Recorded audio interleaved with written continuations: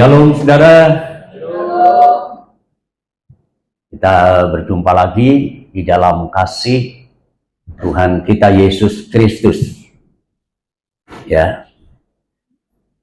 Saat ibadah adalah saat yang indah sebenarnya dalam kehidupan kita.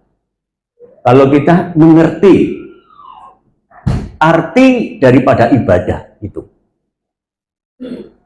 Ibadah itu bukan hanya sekedar kalau kita bisa datang dengan setia. Dan kesetiaan itu memang harus, saudara. Ya, setia datang beribadah. Dan hal yang lebih penting lagi adalah bagaimana kita bisa mendengar dan memahami firman Allah. Haleluya. Nah, di dalam kesempatan hari ini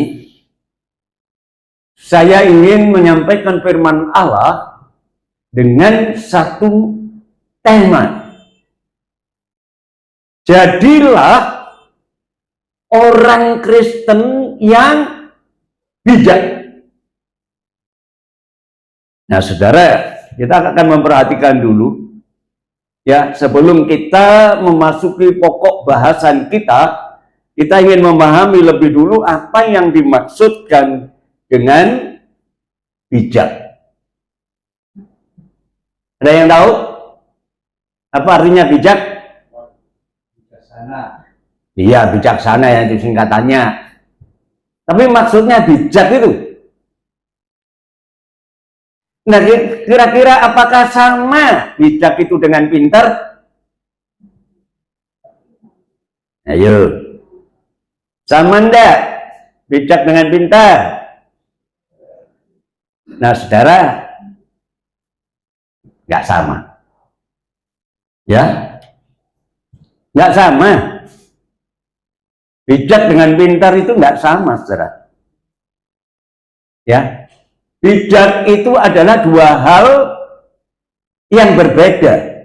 Orang beranggapan kalau pintar itu orang yang pandai bicara. Pinter ngomong. Om Arifan dulu pinter. Ngomongnya akeh. Ya, karena biasa khotbah kan. Tapi belum tentu itu pinter, belum. Jadi orang pinter itu bukan karena dia bisa ngomong, terus sering muncul di publik.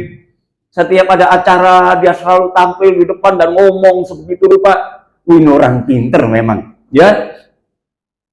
Kalau ada apa-apa, cepet menanggapi, ya, cepet tanggap. Itu anggapan orang itu orang pinter.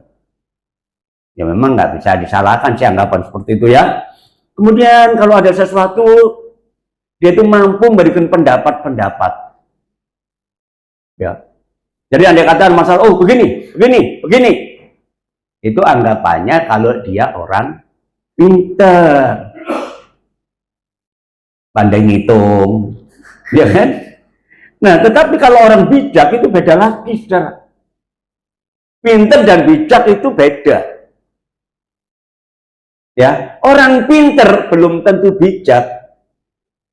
Tapi kalau orang yang bijak itu pasti pinter. Nah, makanya tadi saya jadilah orang Kristen yang bijak, bukan orang Kristen yang pinter. Ya. Nah, orang yang bijak itu nggak gerusa-gerusu, saudara.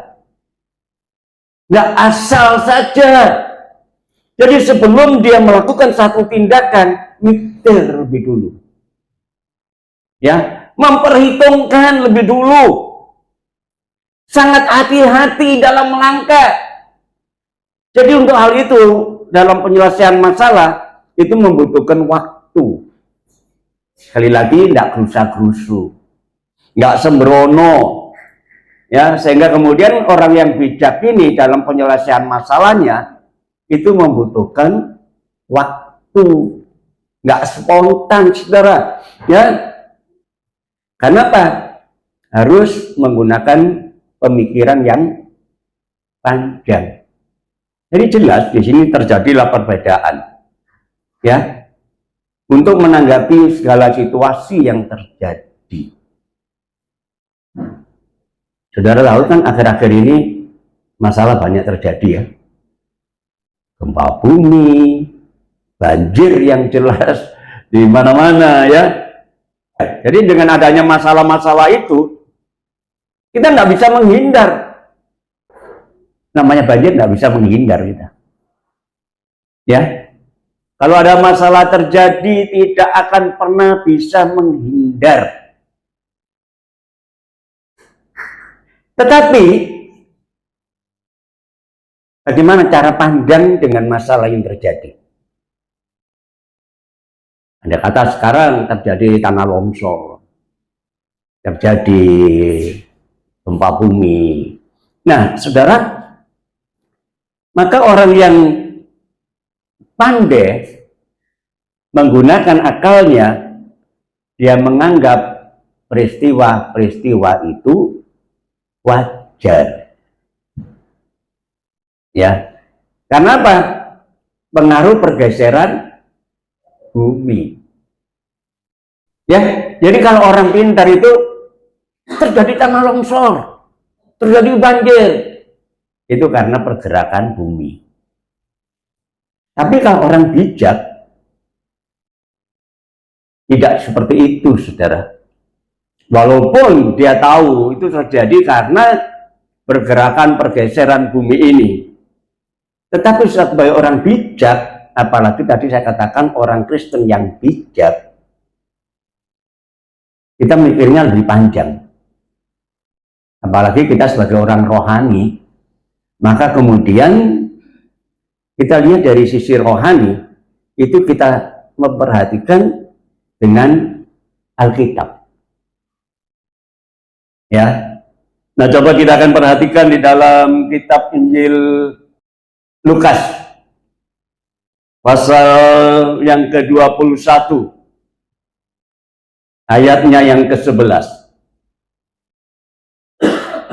Ini saya ambil dari grup ya WhatsApp itu di Mall Bekasi ya, banjir seperti itu. Mereka tidak bisa berbuat apa-apa kecuali menghindar ya. Nah, dikatakan di dalam Lukas pasal 21 ayat yang ke-11, dan akan terjadi gempa bumi yang dahsyat, dan di berbagai tempat akan ada penyakit, dan akan terjadi juga hal-hal yang mengejutkan dan tanda-tanda yang dahsyat dari langit. Nah, saudara, pernyataan ini diberikan oleh Tuhan berdasarkan pertanyaan dari murid-muridnya tentang kapan Tuhan hari akhir, kapan Tuhan hari kedatanganmu, ya. Nah, saudara, memang kedatangan Tuhan tidak bisa dipungkiri, tidak lama lagi, saudara. Karena Tuhan sudah memberitahu tanda-tanda zaman ini. Orang Kristen yang bijak akan bisa memahami ini. Ya, kedatangan Tuhan memang tidak lama lagi, sebab itu Tuhan menasehatkan kepada kita supaya kita mempersiapkan diri menyambut kedatangannya. Haleluya. Nah, kita akan memperhatikan dalam kitab Injil Matius pasal 24 ayat yang ketiga. Ini pertanyaan daripada murid-muridnya. Ketika Yesus duduk di atas bukit Zaitun, datanglah murid-muridnya kepadanya untuk bercakap-cakap sendirian dengan dia. Hidup yang selalu berhubungan dengan Tuhan. Ya, murid-murid Tuhan selalu bercakap-cakap. Saudara sering bercakap-cakap sama Tuhan? Nek kober. Nyatanya udah diumumkan, saudara, jangan lupa ya besok Selasa bercakap-cakap dengan Tuhan. Ya kan? Pernah bercakap-cakap? Jangankan kalau kita omong-omong bareng kumpul gitu ya, itu kan lebih ada yang memperhatikan gitu, oh, berarti cakap-cakap. Kalau sendirian, kadang-kadang wegah makan saja kadang-kadang nggak ngomong sama Tuhan, langsung plak plok plak plok plak plok. Ya. Nah, murid-murid ini ada hubungan yang akrab dengan Tuhan. Mereka sedang duduk bersama-sama tatkala ada di atas bukit Zaitun. Kemudian mereka bertanya, kata mereka, katakan kepada kami, ya Tuhan, bila manakah, kapankah itu akan terjadi, dan apakah tanda kedatanganmu dan tanda kesudahan dunia ini. Wah, ini hebat. Seorang yang selalu berpikir masa depan, tapi bukan masa depan kejayaan, tapi memikirkan karena dia dekat dengan Tuhan, yang dipikirkan kapan kedatangan Tuhan yang kedua kali. Nah, seringkali kita hanya berpikir, kapan bisa kaya? Kapan bisa makmur? Ya kan? Nah, sedangkan kalau kita sebagai orang percaya, kita nggak akan takut tentang hari besok.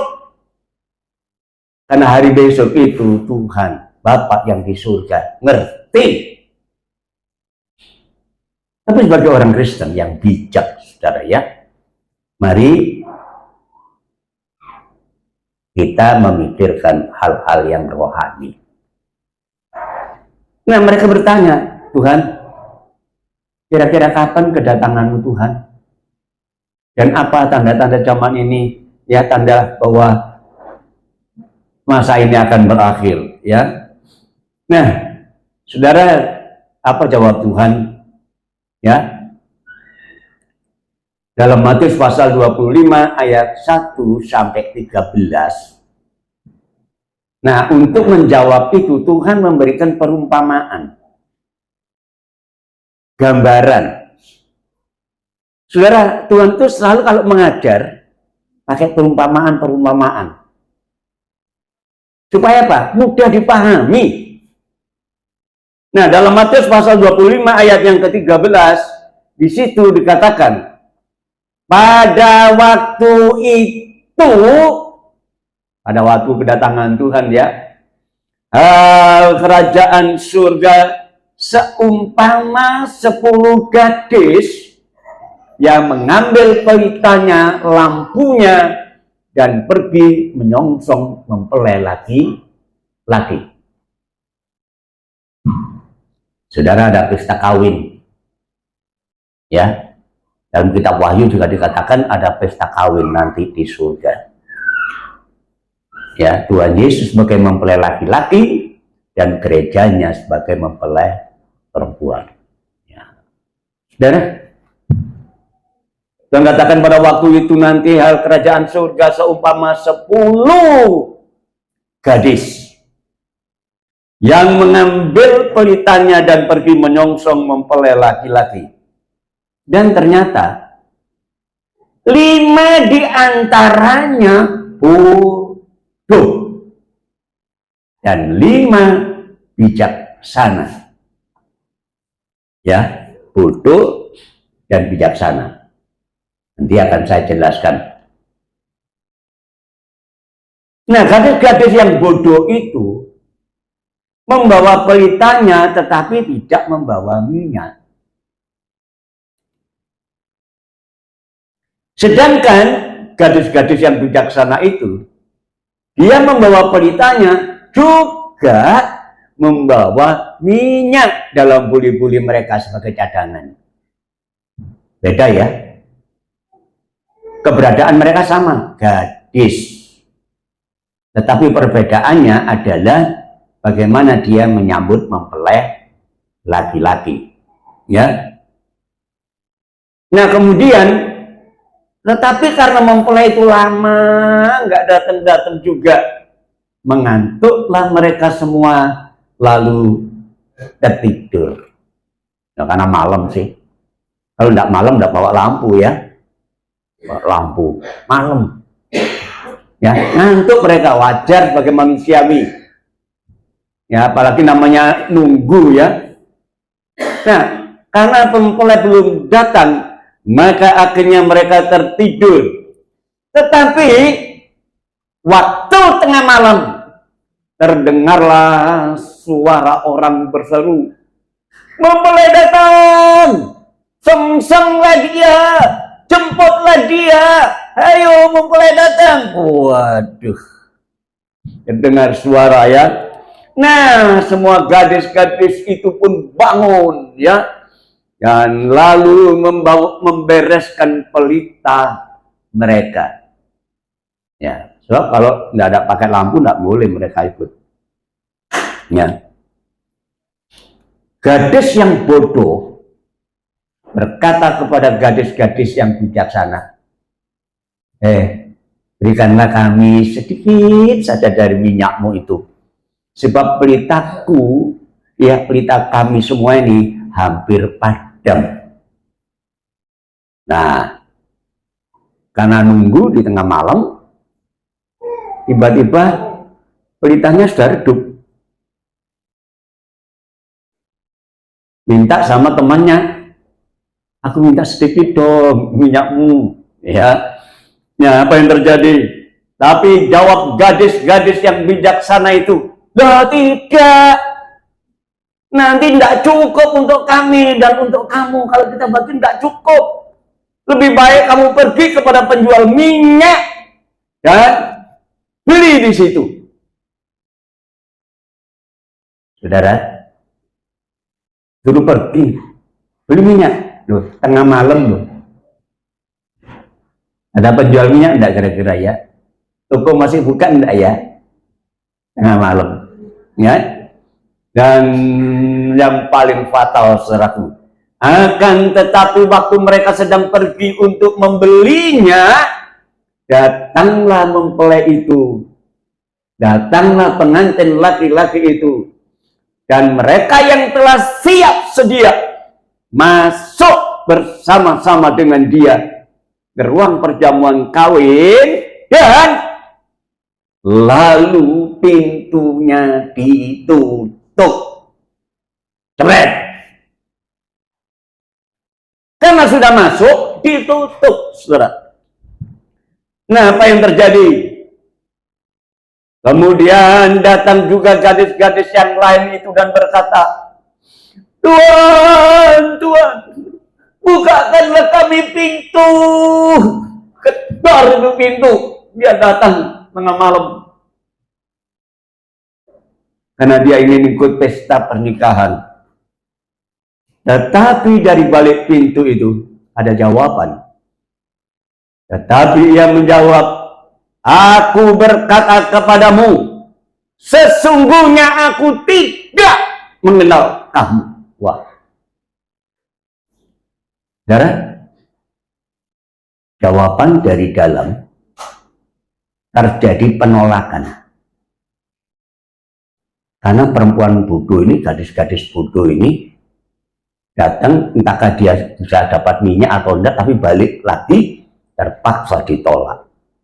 Nah, itulah sebabnya Tuhan berkata, karena itu berjaga-jagalah, sebab kamu tidak tahu akan hari maupun saatnya. Saudara, kita nggak ngerti kapan Tuhan Yesus datang. Tapi yang jelas pasti, ya, pada tengah malam, tasa mereka nunggu, nggak datang-datang, tapi datang juga, karena Tuhan mungkin tidak menepati janjinya. Tapi kita nggak tahu kapan itu, ya. Jadi di sini kita bisa melihat ada perbedaan antara dua sikap dari 5 yang dikatakan bodoh dan 5 yang bijak. Kedatangan Tuhan Yesus itu pasti, saudara. Ternyata mempelai itu benar-benar datang. Ya, cuma kita nggak tahu jam berapa. Nah, ini masalahnya. Tapi pasti kedatangannya. Ya. Jadi kita lihat di sini mempelai-mempelai, ya, gadis-gadis ini dia telah mempersiapkan diri dan dia tidak boleh di halaman rumah kalau tidak bawa pelita. Itu tradisi pada waktu itu ya. Nah, saudaraku, sekali lagi kita nggak tahu berapa jam waktu itu karena lambat datang sampai mereka tertidur ya. Tapi dalam hal ini kesiapsiagaan itu yang penting, saudaraku ya. Karena itu Tuhan berkata, berjaga-jagalah, sebab kamu tidak tahu akan hari maupun waktunya. Ya. Nah, saudaraku, cuma masalahnya, nah, siapa gadis-gadis itu? Ini supaya kita nanti bisa menimba, karena ini perumpamaan kan. Siapa gadis-gadis itu? Ya, saudara, fokus dari perumpamaan yang diberikan oleh Tuhan itu bukan pada pesta nikahnya, bukan pada saat ya terjadinya pesta itu, tidak. Tetapi ternyata fokus dari gambaran ini berkenaan dengan gadis. Gadis itu perawan, saudara ya. Nah, dimungkinkan mereka itu adalah hamba dari mempelai laki-laki yang sedang menjemput mempelai laki-laki di rumah mertua daripada mempelai laki-laki itu, ya. Dan mereka tidak boleh masuk, ya, tidak boleh ikut mempersiapkan diri kalau tidak bawa lampu pelita. Itu persyaratannya seperti itu ya. Jadi tidak boleh mereka nunggu di luar tanpa pelita ya. Mereka harus memiliki pelita itu. Nah, ternyata dari 10 gadis ini bodoh yang sebagian. 5 orang separuh, saudara. Ya, waktu mempelai datang ternyata tadi dari perumpamaan separuh gagal. Harus hati-hati, saudara. Kalau kemungkinan ya, tapi mudah-mudahan tidak ya. Terus separuh di antara kita gagal, kira-kira gimana? Tapi mudah-mudahan tidak. Karena separuh itu mewakili dari kehidupan rohani kita dalam menyongsong kedatangan Tuhan yang kedua kalinya. Ya. Dan ternyata dari 5 gadis itu ada yang bodoh. Ya. Nah, gadis bodoh, saudara. Dan yang 5 lagi bijak. Sekali lagi bodoh, tetapi di sini bukan berarti bodoh eplok gitu, mudah, saudara. Ya, yang dimaksudkan di sini adalah cara menggunakan pola pikir.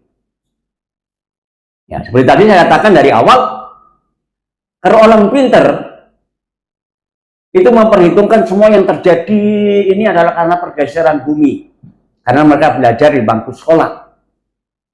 Mereka pinter, tapi ternyata bodoh kalau di dalam Tuhan. Pola pikir mereka. Ya, jadi gadis-gadis bodoh ini adalah gambaran orang yang hanya sekedar pintar tanpa memperhitungkan dengan benar apa yang menjadi peristiwa yang terjadi, ya. Nah, tatkala mereka mendapat berita atau undangan lah pesta pengantin itu, loh, mereka cepat tanggap kok, ya. Si bodoh-bodoh ini cepat langsung dia siapkan pelita dan berangkat. Tapi si bijak nggak langsung berangkat saja, saudara. Dia memang siapkan pelitanya, tetapi dia memperhitungkan, ya, kalau pengantin itu cepat datang, kalau agak lambat, terus lampu saya mati. Nah, dia nggak sembrono, saudara. Maka dia bawa lampu juga membawa cadangan minyak untuk mengantisipasi apa yang akan terjadi ke depan. Jadi nggak asal-asalan gitu aja, yang penting langsung cepet tanggap berangkat. Ternyata terjadi perbedaan, ya. Dan ternyata tragis bagi yang 5 yang bodoh ini, terpaksa tidak boleh masuk, ya. Jadi kita perhatikan perbedaan keduanya, ya.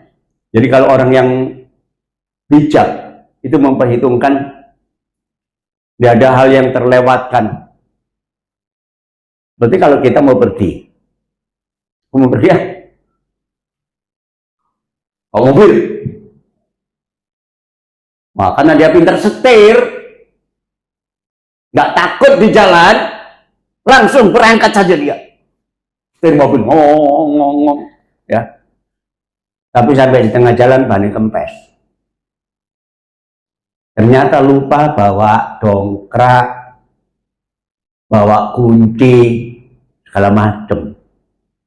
Tapi kan orang bijak, sebelum berangkat dia bisa mengantisipasi. Bagaimana nanti kalau hujan di jalan? Bagaimana nanti kalau banyak kempes? Bagaimana nanti kalau macet di jalan? Ada perhitungan, itu orang bijaksana. Dia pinter nyetir, tetapi juga memperhitungkan. Nah, ini bedanya gadis bodoh dan gadis bijak itu. Dan kalau dia menyongsong mempelai itu, dia nggak asal datang, bawa lampu langsung berangkat. Tetapi ternyata dia mempersiapkan dirinya baik-baik. Takutnya nanti terjadi apa-apa dalam saat menunggu itu, ya. Nah, saudaraku, kita harus serius mempersiapkan diri, ya. Menunda itu adalah pekerjaan yang sembrono, gampang nih. Alah, Tuhan Yesus sih durung wayahe teko, masih lama. Karena 1 hari bagi Tuhan 1000 tahun bagi manusia. Wah. Saudara, kita nikmati memang hidup ini dengan berkat-berkat Tuhan yang Tuhan berikan. Tetapi sekali lagi sebagai orang Kristen jangan sembrono. Jangan, saudara. Apa yang Tuhan percayakan, kerjakan. Saya hanya, pekerjaan saya melayani Tuhan. Saya kerjakan. Tapi saya tidak sembrono, saudara. Harus cukup hati-hati. Kita nggak tahu Tuhan Yesus datang jam berapa. Dia pernah memberikan pernyataan bahwa anak manusia datang seperti pencuri pada waktu malam. Dan barang siapa yang berjaga-jaga, maka dia akan aman. Dan pencuri itu tidak mengambil, sekali lagi yang pernah saya katakan, tidak mengambil gombal, tapi barang berharga. Kalau pencuri masuk di lemari yang terkunci, sekalipun dia akan bobol, dia ambil itu barang berharga. Tapi kalau gombal, ditinggal.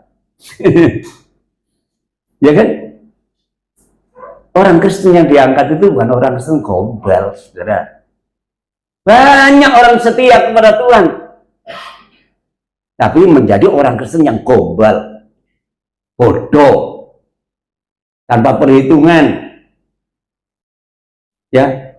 Tapi yang berharga di mata Tuhan, itulah yang diangkat. Saudara, kita memang kecil ya di sini, tapi mari kita tetap berharga di mata Tuhan. Jadi saudara-saudara yang kekasih, bisa layani saja. Saudara mendapatkan tugas pelayanan bidang apa, layani saja dengan senang hati sambil menantikan kedatangan Tuhan yang kedua kali. Ya, jangan menyia-nyiakan waktu, saudaraku. Nah, dan sekali lagi, yang dimaksudkan bodoh di sini itu bukan bodoh nggak ngerti apa-apa. Bodoh di dalam melakukan satu tindakan. Dia bisa mikir. Wah, mau jemput pengantin, langsung dia siapkan minyak. Nah, bodohnya Dia sebenarnya orang pintar juga, cepat tanggap. Ya. Tapi pada menit-menit terakhir dia gagal.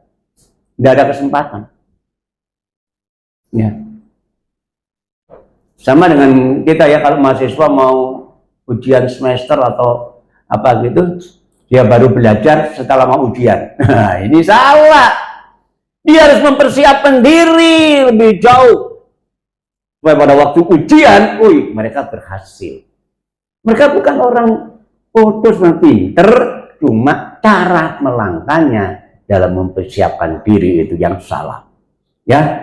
Nah, saudara, kalau di dalam sisi rohani, soal bodoh dan pinter ini bukan ilmu pengetahuan kita, tapi tentang nurut atau enggak dengan firman Allah ini, ya. Nah, kita akan perhatikan Matius pasal 7 ayat 24 dan ayat 26. Setiap orang yang mendengar perkataanku ini dan dia praktek, dia melakukan dari apa yang dia dengarkan, maka dikatakan oleh Tuhan, ia sama dengan orang yang bijaksana. Nah, yang mendirikan rumahnya di atas batu. Ya, anak kelanjutan dari pernyataan Tuhan ini adalah kemudian datang air, datang banjir, datang angin, ya. Kemudian datang angin, rumah itu tetap kokoh berdiri. Karena dia punya perhitungan. Mendirikan rumah nggak sembarang mendirikan, asal punya duit langsung dirikan. Tidak. Ya. Nah, tetapi setiap orang yang mendengar perkataanku tetapi tidak melakukannya. Dengar sih dengar, siapa yang khotbah didengarkan dengan baik, perhatian. Saudara rajin ibadah, dengar firman Allah, belum cukup. Tetapi satu hal yang Tuhan inginkan, mendengar perkataanku dan dia tidak melakukannya. Dia sama dengan orang yang bodoh, yang mendirikan rumahnya di atas pasir. Saudara, dalam arti bodoh ini bagaimana? Cara bertindak itu yang bodoh. Ya, jadi dikatakan sih oleh firman Tuhan, siapa yang dengar perkataanku dan kemudian dia praktek akan firman Allah itu, dia orang pinter, bijaksana. Tapi yang tidak melakukan firman Allah, dia sama dengan orang yang bodoh. Saudara mau pilih yang mana kira-kira? Ayo, julukan apa yang saudara ingin dapatkan? Bodoh atau bijaksana? Ya. Gitu. Saudara, ya, orang yang bijaksana itu adalah orang yang dengar firman Allah dan kemudian melakukannya. Sekali lagi, kita nggak tahu kapan Tuhan Yesus datang. Tapi kedatangannya itu pasti, saudara. Sebab itu kita tidak boleh sembrono. Jadi orang Kristen itu, wah bagus kalau setia, kalau rajin dengan firman Allah, tapi tidak boleh sembrono. Ya, apa yang kita dengar itu harus kita praktekkan, kita lakukan di dalam kehidupan kita. Ya, kita sangat dibutuhkan kesiapsiagaan. Ya. Saudara, satu hal yang menarik, ya, kenapa yang jadi perumpamaan itu gadis? Kok bukan bapak-bapak? Kok bukan bapak ibu? Ya, tapi yang digunakan kok gadis-gadis. Gadis itu perawan. Ya, jadi kalau perawan itu artinya belum pernah disentuh oleh laki-laki. Ya, ini menimbulkan kehidupan yang kudus. Jadi yang menyongsong kedatangan Tuhan Yesus yang kedua kali itu bukan orang Kristen sembarangan, bukan orang Kristen yang keserten, bukan. Tapi orang Kristen yang mempersiapkan diri. Makanya gadis-gadis ini belum pernah disentuh oleh laki-laki. Dia adalah gadis yang manusia yang kudus, suci. Ya, sekali lagi saudaraku, Allah ingin gerejanya, ya, itu gereja yang benar-benar menyenangkan hati Tuhan. Ya, kalau kita hanya gereja yang kecil saja, ya, tetapi kita tetap harus menjaga, jangan kemudian Allah berubah gereja cilik, saudara, enggak. Bukan untuk kebanggaan diri, tetapi untuk kemuliaan Tuhan. Ya, jadi sekali lagi saudara, gadis-gadis ini adalah lambang dari kekudusan, karena kita itu digambarkan sebagai tunangan. Ya, baik, kita baca 1 Korintus pasal 11 ayat yang kedua. Sebab aku cemburu, kata Paulus kepada kamu, pada jemaat di Korintus, ya, dengan cemburu ilahi. Kenapa? Karena aku telah mempertunangkan kamu kepada satu laki-laki untuk membawa kamu sebagai perawan suci kepada Kristus. Nah, saudara, kehidupan kita itu harus bisa menempatkan diri sebagai gadis-gadis yang bijaksana.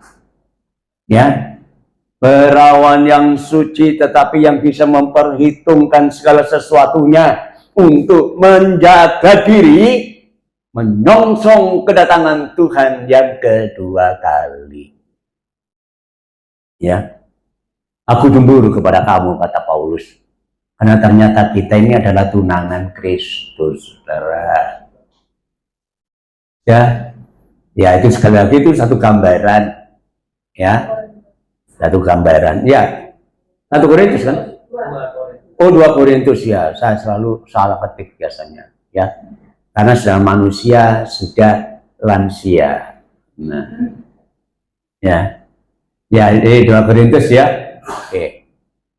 Nah, saudara, sekali lagi, ayo kita ini tunangan daripada Kristus, gambaran yang nanti akan bertemu dengan Tuhan, masuk dalam pesta nikah di surga. Apakah kita ingin ketinggalan? Apakah kita ingin masuk? Bayangkan yang ketinggalan tadi teriak-teriak, Tuhan, Tuhan, bukakan kami pintu. Aku ora kenal kamu.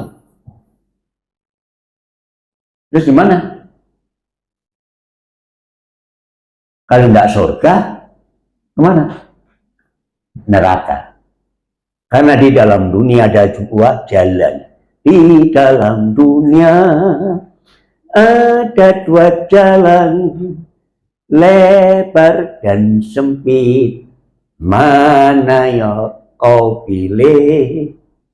Yang lebar api, jiwamu mati, tapi yang sempit hidup berglori. Haleluya. Orang paling tidak senang jalan sempit, ya. Uyul-uyulan makin sempit jalannya. Enak cari yang lebar, ya. Cari yang lebar, cari yang menyenangkan, ya. Nah, saudara, kita adalah sekali lagi adalah perawan-perawan, ya, yang harus hidup kudus. Bandingkan ketika Yusuf melihat Maria mengandung, dia siap menceraikan itu, ya. Tapi karena dia seorang yang tulus, maka dia mau ceraikan Maria diam-diam. Tapi untung kemudian malaikat berkata kepadanya, Yusuf, jangan takut engkau mengambil Maria sebagai istrimu, sebab kandungannya itu dari Roh Kudus. Padahal secara manusiawi tidak mau dia, loh, gadis tunangannya belum disentuh, sekarang sudah hamil, mau diceraikan. Tapi ketika dia tahu siapa yang dikandung oleh Maria, dia terima Maria sebagai istrinya. Ya, saudara, jangan jadi orang bodoh. Artinya tidak mempersiapkan diri. Kita nggak tahu. Ketika dia minta kepada teman-temannya, aku tolong dikasih minyak sedikit. Oh enggak, udah, kamu pergi beli saja. Kita nggak tahu. Kira-kira dapat minyak enggak? Karena tengah malam loh. Toko-toko sudah tutup.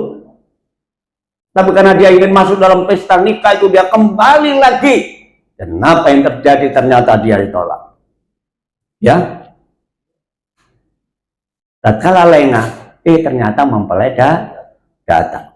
Ya, jadi sekali lagi kita jangan jadi sembrono, saudara ya, dalam hidup ini.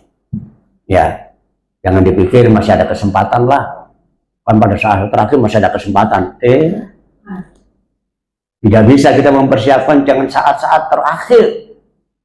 Tetapi justru sekarang ini, mari kita mempersiapkan diri, menyongsong kedatangan Tuhan sebagai orang-orang Kristen yang bijaksana.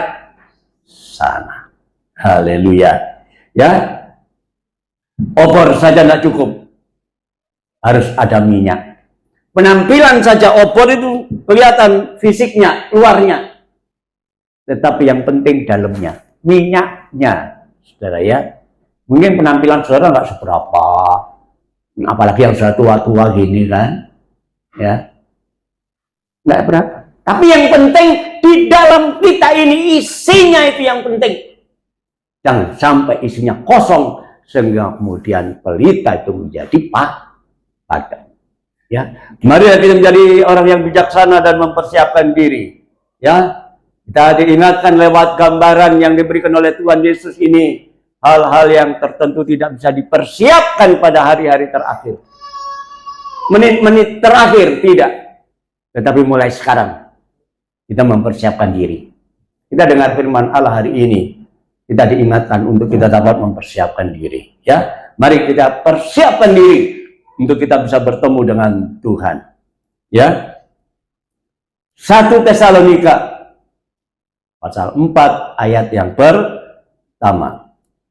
Akhirnya saudara-saudara, kata Paulus, kami minta dan nasihatkan kamu di dalam Tuhan Yesus. Kamu telah mendengar dari kami bagaimana kamu harus hidup supaya kamu berkenan kepada Allah.